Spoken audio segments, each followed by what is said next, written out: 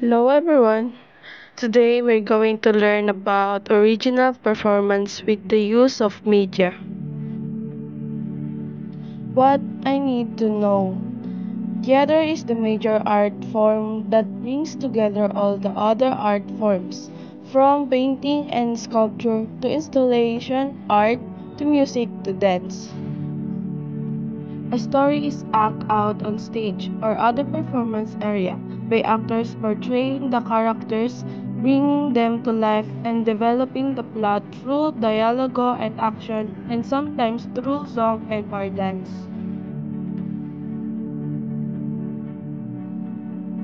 What I need to know. The Philippines has a rich and thriving theater industry that you may be interested to venture into in the future. Production range from original plays with Philippine themes and settings to renowned theater classic from past centuries to contemporary musicals from Broadway or London's West End. In this module, we will have an overview of some of the more prominent theater and performing groups in the country and their major production. Kabanban 2015. Direction. Write only the letter that corresponds to your answer.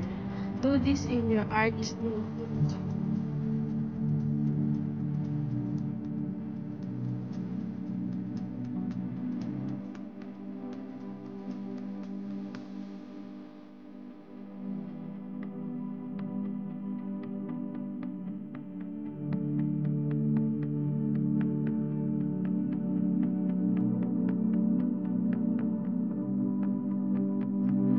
What's new? The Philippines has a rich and thriving theater industry that you may be interested to venture into in the future.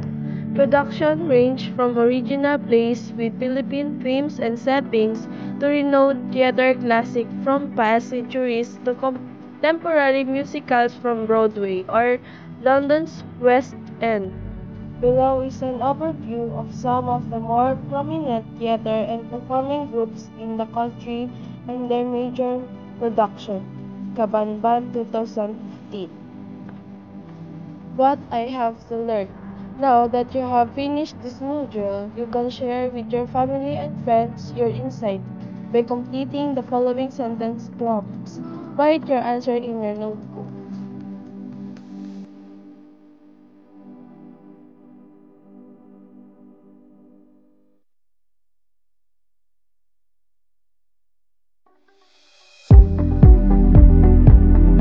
Philippine Theater and Performing Groups.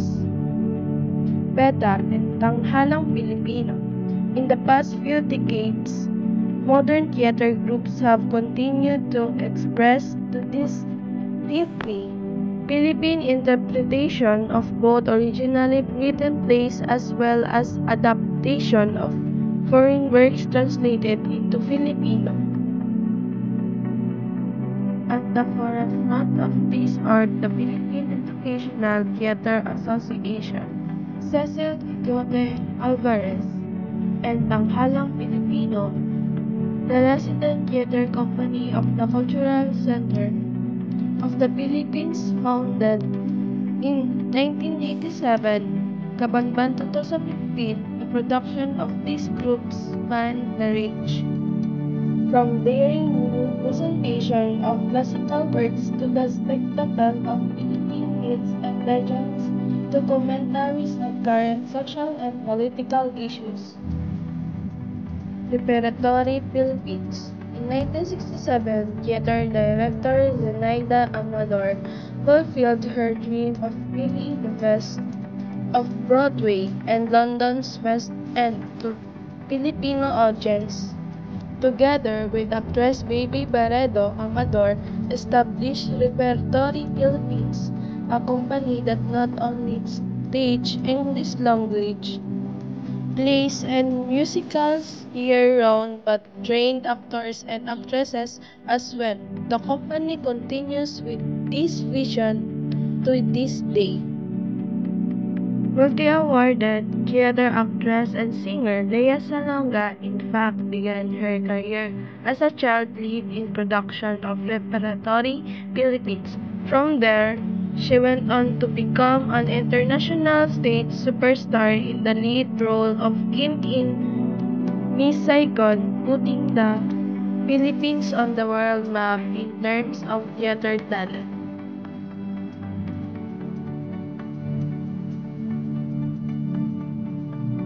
Also among Repertory's many notable achievements was the 1993 staging of the international hits musical Les Miserables in Manila with an all-Filipino cast and production team.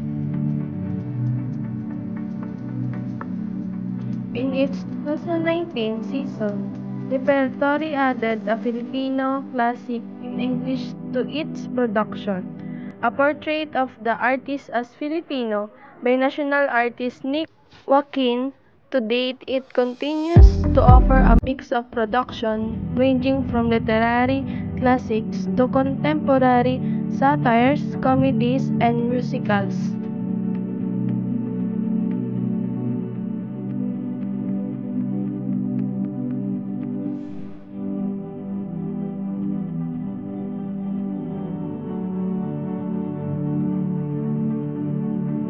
Trumpets.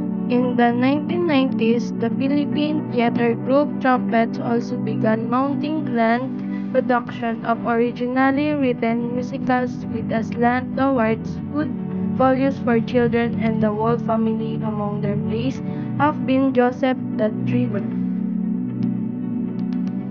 First Name, The Lion, The Witch, and the Wardrobe, Little Mermaid, Hunt, Noah, and the Bluebird of Happiness.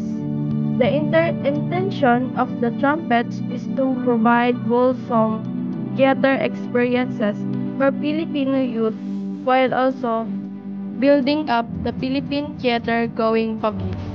Triumphant People's Evangelistic Theater Society Trumpets was founded by Odi Gilmora.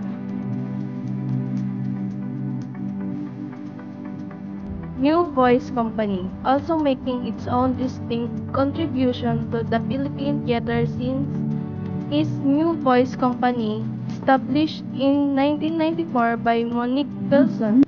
Also a Repertory Philippines protege who went on to star on the international stage. New Voice has earned a reputation for staging thought-provoking production on daring and deep topics.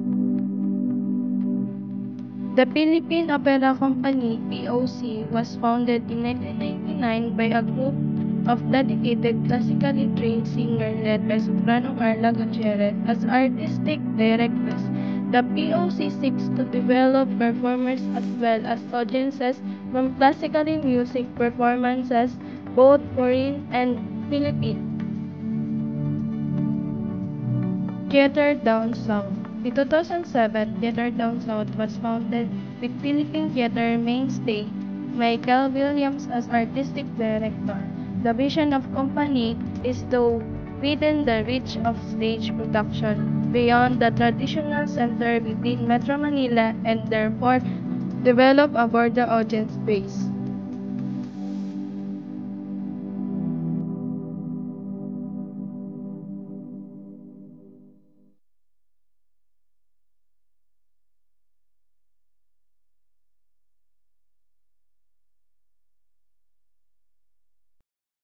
Script format example.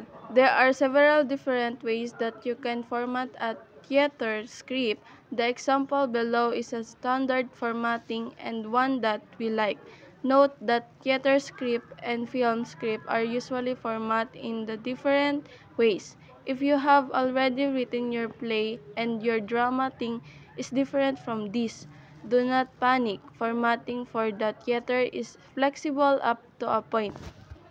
As long as there is a clear differentiation between stage direction and dialogue and the script is easy to read and carefully proofread, it may well be acceptable. Do not forget to put your name and contact details on the cover. Character 2. Left align everything. Do not use right hand justification to the document.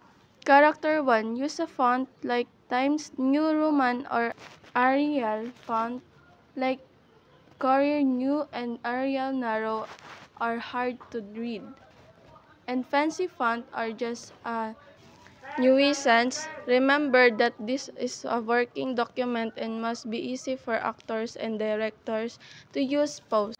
Character 2. If you need to write a post, it should go in italics or uppercase, the same as other stage direction. And we have character 1 and scene 2. Act 1, Scene 1. Stage direction are usually given in italics. Some writers put them in uppercase italics, others just put them in uppercase. The main idea is to differentiate them clearly from the dialogue. Character 1. Dialogue is written in sentence case. Character names are given in uppercase again to differentiate them clearly from the spoken dialogue. And we have character 2 and character 1. For character 3, do not forget to paginate your script. It is also a good idea to put the name of the script on each page as part of the header, in slightly smaller print than the dialogue. Your script will be graded according to the rubric.